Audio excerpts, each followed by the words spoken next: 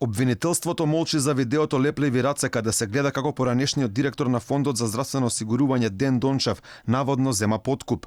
Алфа прашано од јавното обвинителство не одговараат дали ќе биде отворен предмет по допрен глас поради видеото на кое се гледа како екс-директорот седи во просторија и непознато лице му дава пари кои тој ги става во ташна. Додека надлежните институции молчат, врвот на СДСМ во одбрана на еден од најблиските соработници на ЗАЕВ, министерката за одбрана Радмила Шекеринска, слично како и нејзиниот партиски лидер, вели немало никакви докази, иако се гледа како Дончев зема пари во кеш, а во аудио снимката објавена на YouTube се слуша како наводно врши притисок врз работата на полицијата.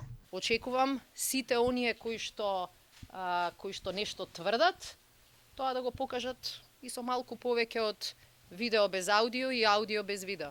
Изминативе месеци, а претпоставувам и следните 20 до 30 дена, ќе бидеме жртви на многу и фейк ньюс напади.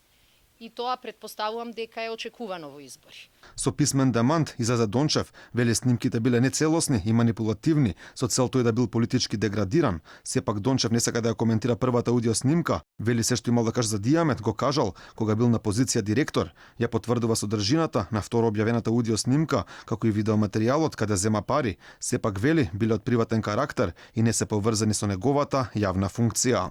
Објавената видеоснимка по мое сеќавање од поодамна и станува збор за снимка од приватен карактер. Секако останува понатаму државните институции да си ја вршат својата работа.